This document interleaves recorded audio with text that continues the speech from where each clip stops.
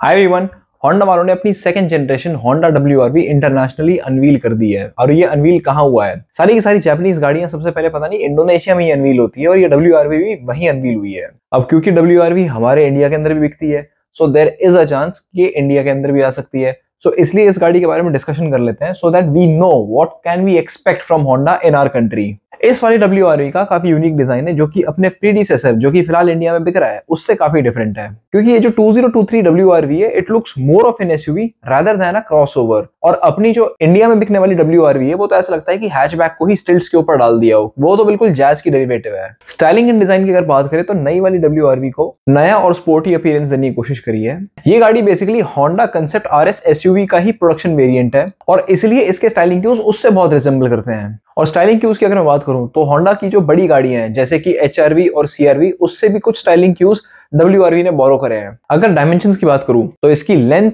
Width और height है 4060, 1780 and 1608 mm respectively, जो कि इसको करंट WRV से 60 mm लंबी, 46 mm चौड़ी और 7 mm ऊंची बनाती है। सारी डायमेंशंस के अंदर ग्राउंड क्लियरेंस भी इंप्रूव करी है। जो करंट WRV है उसकी ग्राउंड क्लियरेंस 188 mm है, लेकिन जो रिसेंटली अनवील्ड WRV है उसकी ग्राउंड क्लियरेंस 220 है। सो 32 mm का इंक्रीज है। क्या आप लोगों को याद है कि हाईराइडर और ग्रैंड विटारा की ग्राउंड क्लियरेंस कितनी है? अगर याद है तो नीचे कमेंट बॉक्स में लिखो, और अगर नहीं याद या नहीं पता तो उसकी ग्राउंड क्लियरेंस कैलकुलेट करने के लिए मैंने एक डिटेल वीडियो बनाई थी, आप चाहो तो देख सकते हो। हालांकि ये गाड़ी WRV बिल्कुल नई गाड़ी है, लेकिन इसका प्लेटफॉर्म जो है वो कुछ पुरानी गाड़ियां हैं जैसे कि होंडा अमेज और 4th जनरेशन होंडा सिटी उस पे बेस्ड है। और एक चीज और है जो थोड़ी पुरानी है, वो मैं लास्ट में बताऊंगा। अगर स्टाइलिंग की बात करें तो फ्रंट से शुरुआत करते हैं। स्टाइलिंग और डिजाइन क्यूज मैंने बाहर की गाड़ियों के साथ तो कंपेयर कर दिए, लेकिन अगर मैं इंडियन कार्स के साथ कंपेयर करूं तो कुछ आपको थोड़ी सी अमेज से सिमिलैरिटीज नजर आएंगी, लेकिन इसमें काफी प्रीमियम टचेस दिए हुए हैं जैसे कि एक sportier chrome studded front grille which is flanked bye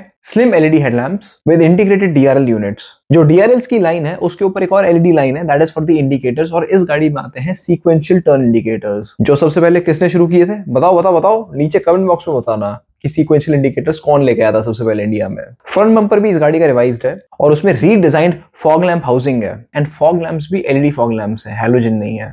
उसके अलावा इस गाड़ी के अंदर front end rear skid plates हैं जो कि आजकल हर एक SUV में आती हैं, थोड़ा सा स्ट्रॉन्गर स्टैंस देने के लिए। साइड से अगर बात करें तो साइड से तो गाड़ी के अंदर और भी ज्यादा प्रोमिनेंट SUV लुक आती है, बल्कि SUV नहीं, कूपे SUV स्टाइल कहूंगा मैं, क्योंकि इसके अंदर साइड में बहुत स्ट्रॉन्ग कैरेक्टर लाइंस हैं, tapered and sloping roof line है, बड़े बड़े व्हील आर्चेस हैं, काफी हैवी बॉडी क्लैडिंग भी है, प्लस इसका C पिलर भी काफी स्टीपली रेक्ड है।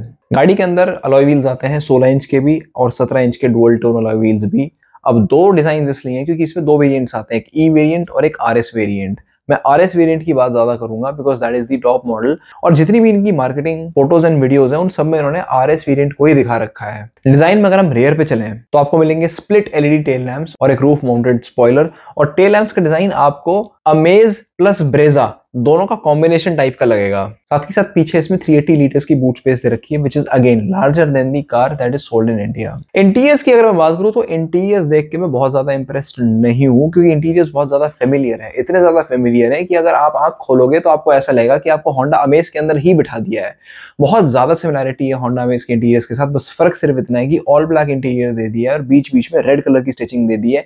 थोड़ा सा प्रीमियम टच है, जैसे कि जो सीट्स हैं they are leather seats with red fabric accents and red stitching. बाकी dashboard, infotainment system, steering wheel सब कुछ अमेज जैसा है, बस थोड़े से जो AC के कंट्रोल्स और 2-4 बटन्स हैं वो थोड़े नए हैं। कुछ तो इनोवेशन कर लेते हैं होंडा वालों। आजकल गाड़ियों में कितने नए नए डिजाइन के इंटीरियर्स आ रहे हैं। Hyundai Venue को देख लो, कहीं ना कहीं होंडा वालों को अपनी स्टाइलिंग स्टेटमेंट को थोड़ा सा अपग्रेड करने की जरूरत है। और साथ ही साथ इंटीरियर्स की मैं अगर और फीचर्स की बात करूं तो इसका जो टच स्क्रीन इंफोटेनमेंट सिस्टम आता है that is of 7 inches with smartphone connectivity. अब ये 7 इंचेस भी कोई बहुत ज्यादा नहीं है, इस सेगमेंट की गाड़ी के अंदर कम से कम 8-9 इंच की स्क्रीन तो होनी चाहिए थी, 10 इंच की भी दे देते तो भी बहुत ज्यादा नहीं थी, दिस इज एक्सपेक्टेड। साथ ही साथ इस इंफोटेनमेंट स्क्रीन को एक म्यूजिक सिस्टम के साथ इंटीग्रेट किया हुआ है जिसमें आपको 6 स्पीकर मिलते हैं, ऑब्वियसली 4 स्पीकर और 2 ट्वीटर। कार मेकर्स आजकल ट्वीटर्स को भी स्पीकर की कैटेगरी में ऐड कर देते हैं, लेकिन जो वूफर सब वूफर होते हैं उसको स्पीकर नहीं मानते ये लोग, उसको अलग से लिखते हैं। अगर मैं ड्राइवर इन्फॉर्मेशन डिस्प्ले की बात करूं तो उसके अंदर आपको मिलते हैं analogue dials for the tachometer and speedometer, और बीच में आपको एक छोटा सा पतला सा 4.2 इंचेस का TFT डिस्प्ले मिलता है। आई थिंक टॉप मॉडल के अंदर ये एक डिजिटल क्लस्टर दे देते तो थोड़ा अच्छा रहता,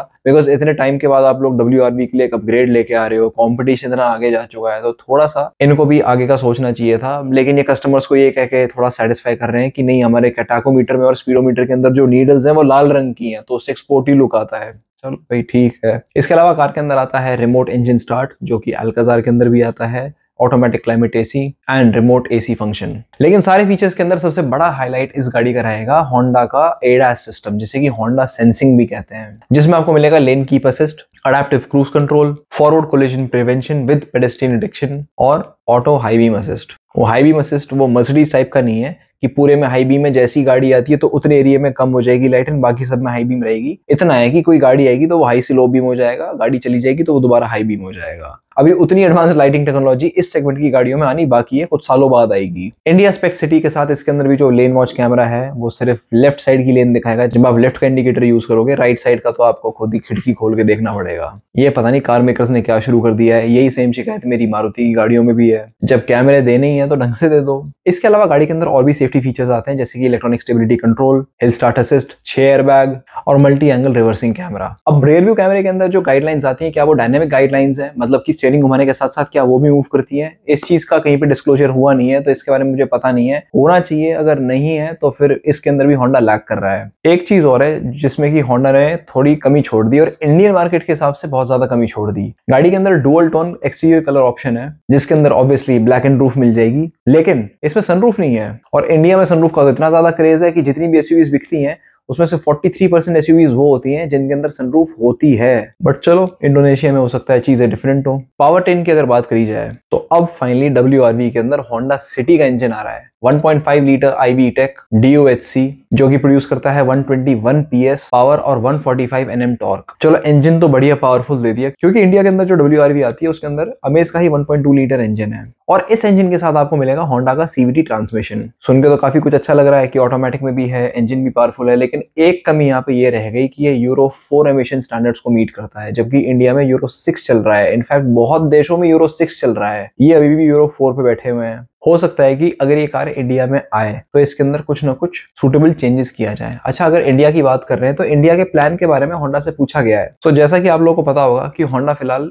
इंडियन मार्केट के लिए एक नई एसयूवी तैयार कर रहा है, जो कि Kia Seltos, Hyundai Creta, grand Vitara और टोयोटा हाईराइडर, ये जो C सेगमेंट एसयूवीज है, इनको टारगेट करने के लिए कंपेटिटर एसयूवी निकाल रहा है। बहुत देर बाद समझ में आई होंडा को। एनीवे, इन्फॉर्मेशन अभी ये अवेलेबल है मीडिया में that SUV will be around 4.2 metres long, and the best part is that car will sit on the 5th generation Honda City platform. ये जो इंटरनेशनल BRV है, ये 4th जनरेशन सिटी के ऊपर बेस्ड है। सो इससे हमें ये समझ में आता है कि जो इंडिया के लिए नई एसयूवी का प्लान था होंडा का, वो रीबैज्ड BRV तो नहीं होगी, उसका नाम कुछ और होगा। तो इससे ये चीज क्लियर होती है कि होंडा का जो इंडिया स्पेसिफिक एसयूवी प्लान था, that will not be a rebadged WRV, that will be a totally different car. ये वाली WRV वो वाली कार नहीं होगी, because that will be fulfilling some other requirement. अगर मैं इस इंटरनेशनल WRV की बात करूं तो होंडा वाले ये कह रहे हैं कि it is under study for the Indian market, और अगर ये इंडिया में आई भी तो क्रेटा राइवल एसयूवी के आने के बाद ही इसको लॉन्च किया जाएगा, and Creta rival SUV expected ये है कि अगले साल अक्टूबर में आएगी। तो ये वाली WRV अगर इंडिया में आनी भी होगी तो बिल्कुल एंड 2023 में ही आएगी। तो फिलहाल आप लोगों को अभी फिलहाल जो 2022 WRV है जो इंडिया में बिक रही है, उसी से काम चलाना पड़ेगा अगर आपको ये गाड़ी लेनी है तो। और इस गाड़ी की भी कुछ आखिरी सांसें चल रही हैं, ये भी डिसकंटिन्यू होने वाली है, बट फिकर नॉट, होंडा वाले अपनी गाड़ियों के अंदर काफी डिस्काउंट्स दे रहे हैं। डिस्काउंट्स अक्टूबर के अंदर मैंने डिस्क्लोज किए थे, लेकिन नवंबर के अंदर फिर एक नई डिस्काउंट स्कीम आई है जिसमें थोड़े से चेंजेस हैं, वो मैं आपको बताऊंगा सेपरेटली, या तो उसका एक शॉर्ट्स बना दूंगा या फिर अलग से एक लॉन्ग फॉर्म वीडियो में आपको बता दूंगा।